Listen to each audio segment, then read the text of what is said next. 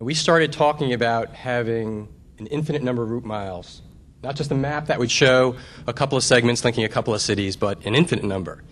And the second thing we said was we didn't want to spend an infinite amount of money to do that. We wanted to spend maybe $50 million to do that. That's a pretty amazing question for people to even ask. And the fact is we executed on that. So I do think this is an amazing group. Also, by the way, in the month of January, we had a couple of other things happen.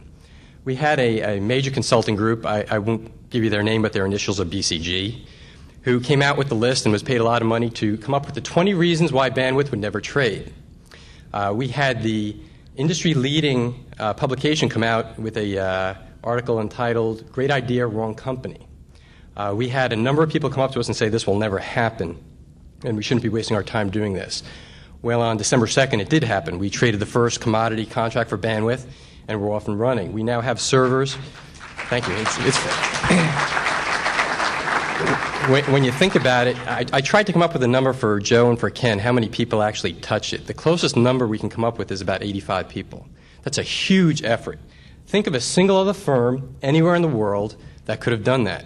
When you talk about legal and regulatory, you talk about software engineering, hardware engineering, trading, back office operations. It's a huge effort. And the reason nobody else did it or even thought about it was nobody else could even think about it or possibly have a chance of doing it. And this group sitting in front of me here, this very large group now, and soon to be larger, is the group that did it. So I think that really is amazing. Now, where do we go from here? I want to see this one. I like this one. This is a great one. Where are we right now, and what do we plan on doing this year with respect to intermediation? And I should say I don't want to go too far down this path because Jean Murha, the head trader, is going to talk to you guys, I think, on Tuesday morning, and I don't want to steal too much of her fire. But where are we right now? We have 3 pooling points operational in North America right now. Los Angeles, New York, and Houston is operational, but it's really a developmental point. We've told the world by the end of May, I'm hoping by the end of March, we actually have a pooling point operational in London, in the single best facility I've ever seen. And a lot of the people in this room are working to make that happen, and some of them can't be here because they're working today to make that happen. There are a couple of other people in the room working to make Tokyo happen. And I would have told you a couple of weeks ago we would not see that for maybe 2 years. I'm going to tell you today I'll be very disappointed if we don't see that by August, maybe a lot earlier. That's pretty amazing. What does that mean?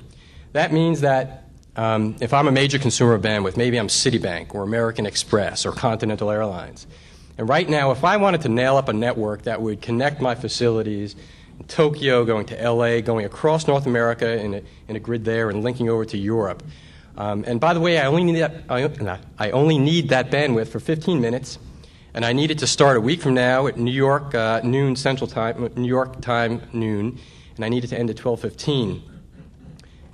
Can anybody in this room think of any way that we would do that? The answer is nobody else in the world can even think of doing that, and by the middle of this year, Enron will be the only firm in the world who can do that. So think of the operational capabilities we brought to an industry where people are used to taking a couple of months to trade, a couple of months to get it up and running, then it likely stays in place for at least a year, more typically 5, 10, or 20 years. We're talking now about a network that is so dynamic it can be scheduled in near real time and can be in existence for just the time period you need it. Think of the value you capture for that. People have told me, stop saying the word commodity because you say the word commodity and people think of margins, going to zero. Well, the fact is, whether or not we call this stuff a commodity, it is a commodity. If we just talk about bandwidth the way we've always talked about bandwidth, it's a commodity. Once I define it technically, my bandwidth looks the same as your bandwidth. It's pretty boring. If now we start to talk about services we can create for this industry, bandwidth on demand, bandwidth for 15-minute blocks that can connect the world and then come back down, you can think of a whole host of services that Enron will be uniquely in a position to offer its clients. Nobody else can even think about offering it. And think of the margins you can capture on services like that. I'm going to bet if I'm IBM and I need to get that network up and running, I might be willing to pay you for a month for that 15-minute block. That's going to sound cheap. So if we do a couple of those blocks in a week and the rest of the time the bandwidth that we've negotiated for and traded for and managed the risk on is available to do a whole host of other things for free, that's amazing. The best analogy I can give you is to think of an airplane. As soon as they close that door and that plane starts to pull away from the gate, every seat on that airplane is a perishable commodity. You should have been willing to have somebody pay you 10 cents, $1, $2, whatever, to sit on that seat because that money represents pure profit to you. Bandwidth is the same exact way. It's a perishable commodity. But if it takes 3 months or 4 months to negotiate a contract, you can't help to fill that seat at the last minute. Well, Enron now has in place a system that enables us to provision that circuit real time. We can fill that airplane in real time.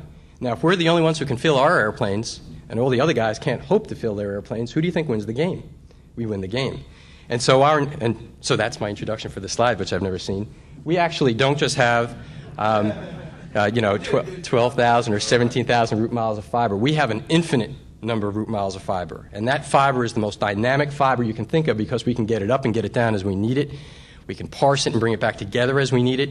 We can do all these fun things. So, yeah, I guess it wasn't possible in January. It was clearly possible in December. And by the way, we're the only ones who can do it. Why are we doing some of these public pooling points? We need to have clear access to bandwidth so that we can kind of prime the pump. And these public pooling points enable us to capture all the excess bandwidth that other people don't even know what to do with yet, and then connect them into our network, which includes these private pooling points. And that's really what gives us the ability to offer all these services.